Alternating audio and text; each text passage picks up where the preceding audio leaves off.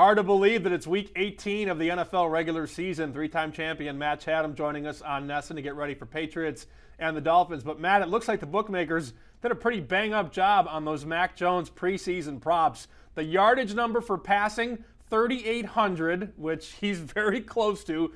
Touchdown number, 23.5. Interception number, 13.5. If you have that yardage number, you need 261 against Brian Flores and company. Can he get there? He absolutely can. It was a 280-ish the first time around when we saw him on week one, albeit on a sort of modest output overall day for offense. His yards total was right there. And I think the passing offense is operating at a little higher level than it was, several months ago.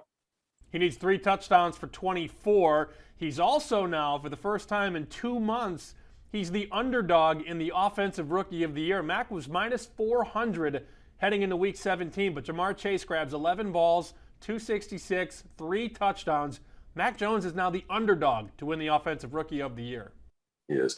I understand how this stuff works. I mean, we ride an extreme roller coaster in this league. Stuff sort of swings wildly one week to the next, and Chase had that sort of unbelievable stretch of games there. But I would caution folks that maybe place that early marker on Mac and expected him to get this.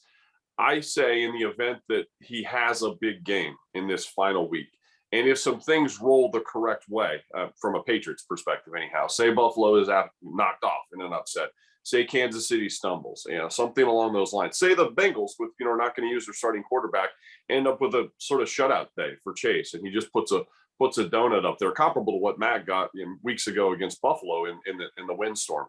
Those are the kind of things that just can swing the statistics and kind of change the narrative. Holy cow, they're a 1 seed, and he was the quarterback. Now, that might make you rethink things. Or, hey, they're getting a home game. At least they won the division, and he's the quarterback. Maybe that sort of changes things. But all I would say is it's the NFL, folks. Wait a week. We'll see where things land up. All right, Professor, get out your red Sharpie. Give us a grade on Mac Jones.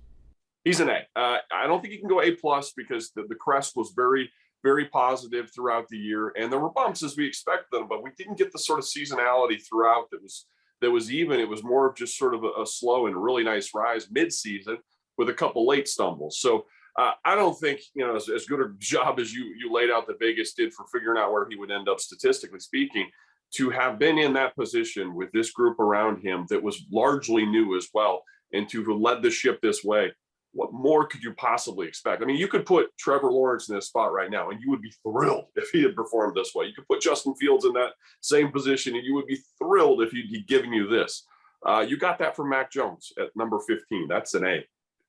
I agree with you, and I've been fighting tooth and nail on Twitter all week. People calling him a game manager. I'm like, if you're calling him a game manager, you're just not paying attention. But we don't have time. We got to move on, I'm being told.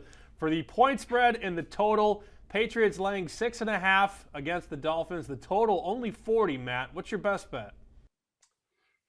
Man, we're up to a point there, up to a full score there. And that's terrifying in Miami. And that's probably some sort of, stressful situations from my past that are playing into me wanting to stay away from that, and maybe not wise decision making in this particular week. But I'll just go with the points total number, and I'm going to be an under better on that 40. And I know folks that saw the explosion against the Jacksonville practice squad last week are going to think, wait a minute, it's a hot offense. I would go more on style that you've generally gotten from facing a Brian Flores team, even though the Titans, really blew them out a week ago, still hits under that 40 number. You can look to the Bills game. You can look to the Saints game, albeit with Ian Book as the quarterback. You can even look to the Ravens game. People forget that the Dolphins beat a Ravens team with Lamar Jackson down there. Game style, 22-10. You're in a game that's well below that. I tend to think that the best 2 units of the 4 that'll step out there are the 2 defenses here, and they'll dictate where this thing ends up south of 40. 17-13. Here we come.